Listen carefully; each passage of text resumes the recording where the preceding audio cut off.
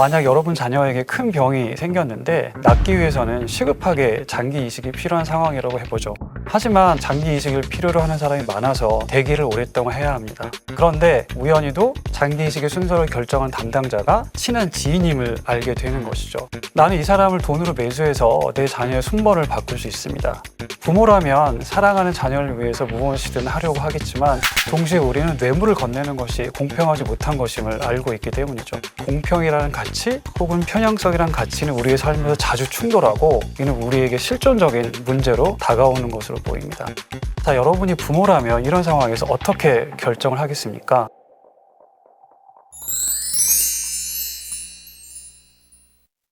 안녕하세요. 철학자 성창원입니다. 공평성과 편향성은 우리의 삶의 많은 부분을 차지하고 있습니다. 우리는 삶을 살아가면서 최대한 공평하게 생각을 하고 의사결정을 해야 할 때가 있음을 보게 됩니다. 반면에 우리의 삶이 전부 그런 공평성에 의해서만 설명되지는 않습니다.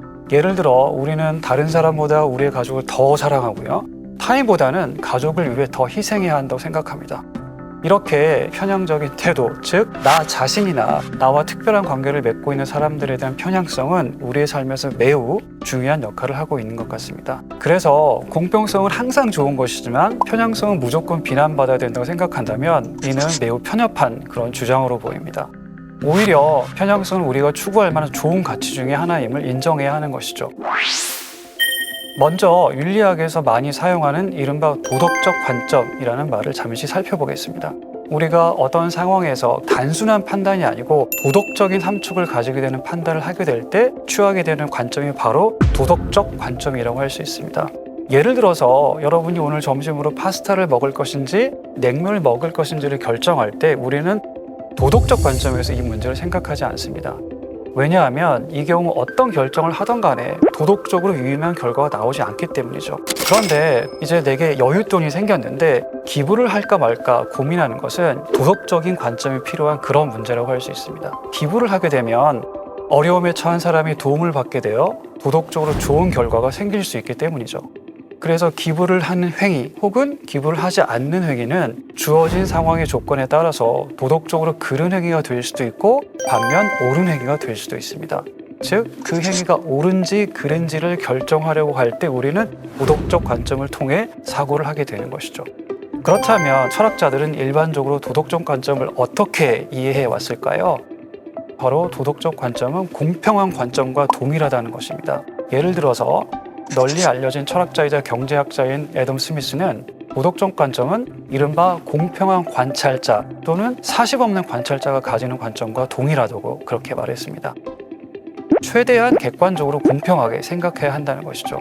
그렇다면 우리는 도덕의 가장 중요한 특징 중에 하나가 바로 앞에서 말한 공평성에 있다는 것을 알 수 있습니다.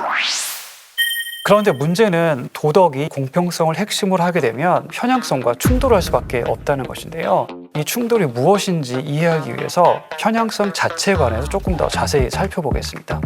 일단 첫째, 우리는 자기 자신에 대한 편향성을 가지고 있습니다. 내가 가지고 있는 이해관심과 전혀 모르는 사람이 가지고 있는 이해관심이 서로 충돌할 때 우리는 당연히 나 자신의 이해관심이 가장 중요하다고 생각을 하는 것이죠.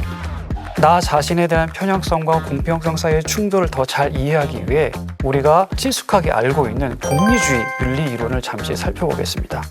최대 다수의 최대 행복이라는 모토를 중심으로 하는 고전적인 공리주의는 가장 최선의 행복을 가져오는 행위가 옳다고 주장합니다. 모든 사람의 행복이 동등하게 중요하다고 생각하고 그 어떤 사람의 행복도 다른 사람의 행복보다 더 중요하거나 덜 중요하다고 생각하지 않습니다. 즉, 공리주의자들이 보기에 만약 행복이란 것이 있다면 총량이 어떻게 극대화될 수 있느냐가 중요한 것이지 그 행복이 누구의 것인지는 상관이 없다는 것이죠. 바로 이러한 의미에서 공리주의는 극단적인 형태의 공평성을 담고 있습니다. 이는 우리가 받아들이기 힘든 그런 결과를 가져올 수 있는데요. 예를 들어 여러분들이 열심히 노력해서 돈 10만 원을 벌었는데 이 돈을 가지고 여러분이 새 신발을 살 수 있는 겁니다. 그런데 동시에 이 돈을 자선단체에 보내면 많은 사람을 돕게 되어서 훨씬 더 많은 양의 행복이 이 세상에 실현될 수 있다고 가정해 봅시다. 여러분은 이 경우에 어떻게 의사결정을 하겠습니까? 방금 말한 것을 더 잘 이해하기 위해서는 이른바 의무적인 행위와 초의무적 행위가 다르다는 점을 우리가 확인할 필요가 있는데요. 우리는 돈을 보내는 것이 해도 되는 행위이지 굳이 우리가 해야 하는 행위라고 생각하지는 않습니다. 즉 이런 종류의 행위는 이른바 초의무적 행위라는 것이죠. 자선단체에 보내는 것이 가장 많은 양의 행복을 가져온다면 이는 공리주의 관점에서는 옳은 행위가 되는 것이고, 그래서 우리가 마땅히 해야 되는 그런 행위가 되는 것이기 때문이죠. 이제 나 자신에 대한 편향성을 확장시키며 우리는 우리와 관련된 사람들에 대한 편향성이 있다는 것도 알게 됩니다. 낯선 사람과 내 친구가 동시에 도움을 필요로 할 때 우리는 친구를 먼저 도와주는 것이 당연하다고 생각합니다. 만약 우리가 도덕적인 관점, 즉 강한 의미에서의 공평한 관점을 취하게 된다면 나와 특별한 관계를 맺고 있는 사람에 대한 편향성마저도 실현되기가 매우 어려워질 것입니다. 그래서 실제로 많은 철학자들은 더 온건한 형태의 공평성에 대해서 얘기를 합니다. 즉 도덕이 기본적으로는 공평성이란 가치를 중심으로 하지만 공평성은 편향성에 대해서도 모종의 공간을 내줘야 한다는 것이죠. 쉽게 말해서 온건한 공평성을 기초로 하는 도덕이 앞에서 말한 두 가지 종류의 편향성을 가장 잘 수용할 수 있으면서도 가장 설득력 있는 형태의 도덕이 된다는 주장이죠. 그런데 여기서 주의할 점은 온건한 공평성을 기반으로 하는 도덕이 모든 종류의 편향성을 수용하지는 않는다는 것입니다. 예를 들어 공정한 경쟁이 요구되는 면접 같은 그러한 사례에서 친구나 가족을 마음대로 선발하는 것 등은 당연히 배제되는 것이죠.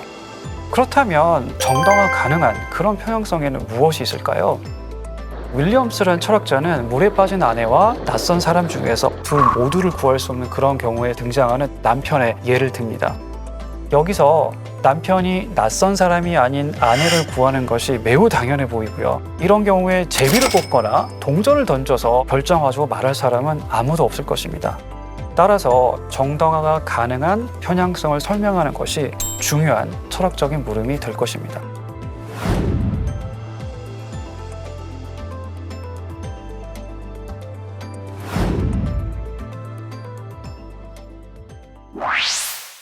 공평성을 유지하는 도덕과 편향성이 서로 양립 가능하다고 주장하기 위해서는 편향성의 성립 근거에 대한 논의가 필요한데요. 대표적으로 환원주의적 입장과 비환원주의적 입장이 있습니다. 환원주의적 입장에 따르면 편향성은 근본적으로 도덕의 관점에서 정당화되고요.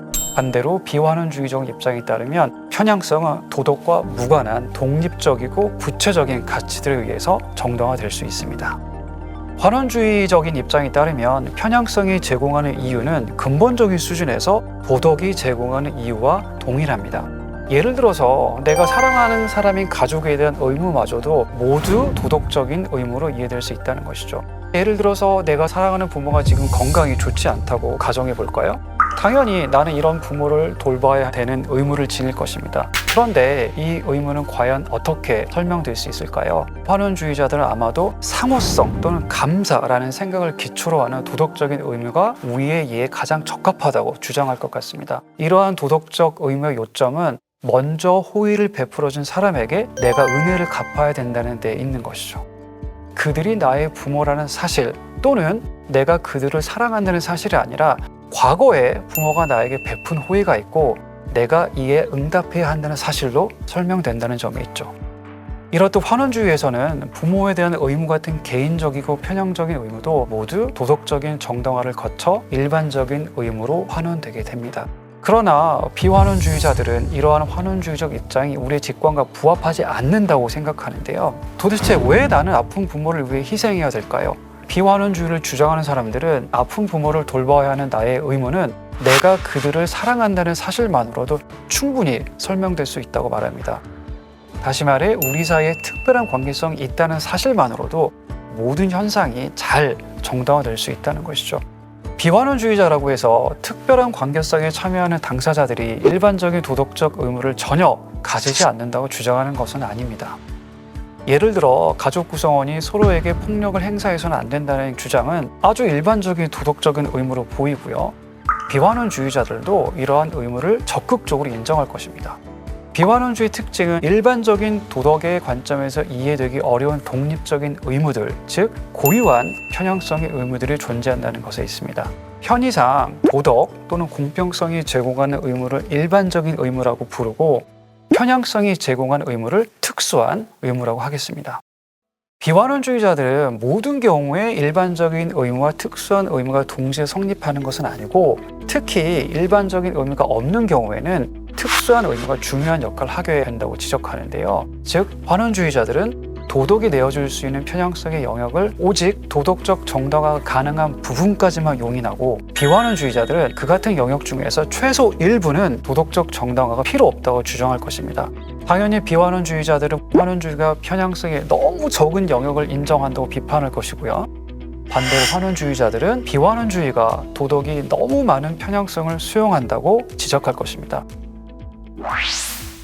공평성과 편향성의 충돌이나 갈등 등은 철학적으로 매우 중요한 문제이지만 사실 이것은 우리가 일상에서 매우 흔히 겪는 그런 현상입니다. 이제 이런 충돌은 갈등으로 나타나면서 우리에게 모종의 도덕적 딜레마가 되기도 하는 것이죠.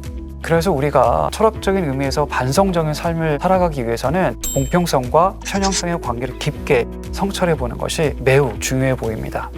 우리 모두가 완벽하게 도덕적으로 살아가야 하는 주장도 너무 강하지만 우리 모두가 내 친구와 가족만 항상 최우선으로 생각하며 살아가야 된다는 주장도 수용되기 어려워 보이죠. 그렇다면 공평성과 편향성이 이제 서로 적절하게 조화될 필요가 있습니다.